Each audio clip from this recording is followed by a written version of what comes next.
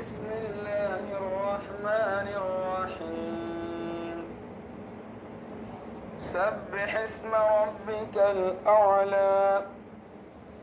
اے پیغمبر صلی اللہ علیہ وسلم، آپ اور جو مومن آپ کے ساتھ ہے اپنے پروردگار عالی شان کے نام کی تسبیح و تقدیس کیجئے۔ الذی خلق فسوى، جس نے ہر شے کو بنایا پھر اس کو ٹھیک بنایا، یعنی ہر شے کو مناسب طور پر بنایا۔ والذی قدر فہدی، اور جس نے جانداروں کے لیے ان کے مناسب چیزوں کو تجویز کیا، پھر ان جانداروں کو ان چیزوں کی طرف راہ بتلائی، یعنی ان کی تبعیہ میں ان اشیاء کا تقاضا پیدا کر دیا۔ والذی اخرج المرعى، اور جس نے سب خوشنما چارہ زمین سے نکالا۔ فجعلہ غثاء احوى، پھر اس کو سیاہ کوڑا کر دیا، سیاہ کوڑا کر دیا۔ اول عام تصرفات مذکور ہے، پھر حیوانات کے متعلق، پھر نباتات کے متعلق۔ مطلب یہ کہ طاعات کے ذریعے آخرت کی تیاری کرنا چاہیے جہاں اعمال پر جزا و سزا ہونے والی ہے، اور اسی طاعت کا طریقہ بتلانے کے لیے ہم نے قرآن نازل کیا ہے اور آپ کو اس کی تبلیغ کے لیے مامور کیا ہے۔ اس قرآن کی نسبت ہم وعدہ کرتے ہیں کہ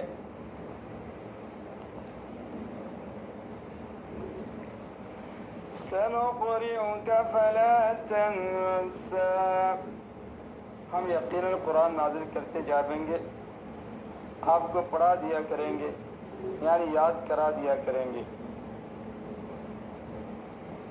پھر آپ اس میں سے کوئی جز نہیں بولیں گے۔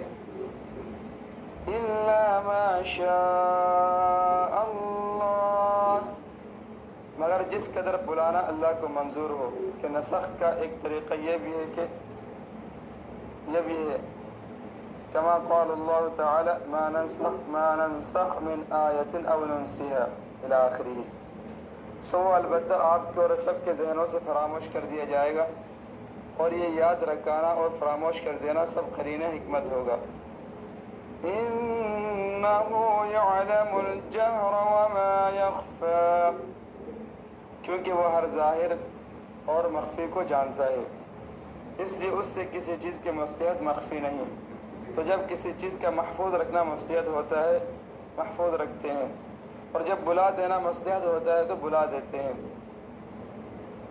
اور جیسا ہم آپ کے لیے قرآن کا یاد ہونا آسان کر دیں گے، اسی طرح وَيَسِّرُكَ لِلْيُسْرَىٰ، اسی طرح ہم اس آسان شریعت کے ہر حکم پر چلنے کے لیے آپ کو سہولت دے دیں گے، یعنی سمجھنا بھی آسان ہوگا اور عمل بھی آسان ہوگا، اور تبلیغ بھی آسان ہو جائے گی، اور مزاحمتوں کو دفع کر دیں گے۔ اور شریعت کی صفت یسرا لانا بطور مدح کے ہیں، یا اس لیے کہ وہ سبب ہے یسر کا۔ اور جب ہم آپ کے لیے وحی کے متعلق ہر کام آسان کر دینے کا وعدہ کرتے ہیں، فَذَكِّرْ إِن نَّفَعَتِ الذِّكْرَىٰ، تو آپ جس طرح خود تسبیح و تقدیس کرتے ہیں اس طرح دوسروں کو بھی نصیحت کیا کیجیے، اگر نصیحت کرنا مفید ہوتا ہو۔ مگر جیسا کہ ظاہر اور معلوم ہے کہ نصیحت اپنی ذات میں ہمیشہ مفید ہی ہوتی ہے، کما قال اللہ تعالی فإن الذکریٰ تنفع المؤمنین۔ حاصل یہ ہوا کہ جب نصیحت نفع کی چیز ہے تو آپ نصیحت کرنے کا اہتمام کریں، مگر باوجود اس کی نصیحت اپنی ذات میں نافع و مفید ہے، اس سے یہ نہ سمجھیے کہ وہ سبھی کے لیے مفید ہوگی اور سبھی اس کو مان لیں گے، بلکہ سَيَذَّكَّرُ مَن يَخْشَىٰ، بلکہ وہی شخص نصیحت مانتا ہے جو خدا سے ڈرتا ہے۔ وَيَتَجَنَّبُهَا الْأَشْقَىٰ، اور جو سخت بد نصیب ہے وہ اس سے گریز کرتا ہے جو آخر کار الذی یصلی النار الکبری، جو آخر کار بڑی آگ میں یعنی آتش دوزخ میں جو دنیا کی سب آگوں سے بڑی ہے داخل ہوگا۔ پھر اس سے بڑھ کر یہ کہ ثم لا يموت فيها ولا يحيا، پھر اس سے بڑھ کر یہ کہ نہ اس پہ مر ہی جاوے گا اور نہ آرام کی زندگی جیے گا۔ یعنی جس جگہ نصیحت قبول کرنے کی شرط موجود نہیں ہوتی وہاں اگرچہ اس کا اثر ظاہر نہ ہو مگر نصیحت فی نفسی نافع و مفید ہی ہے، اور آپ کے ذمے اس کے واجب ہونے کے لیے یہی کافی ہے۔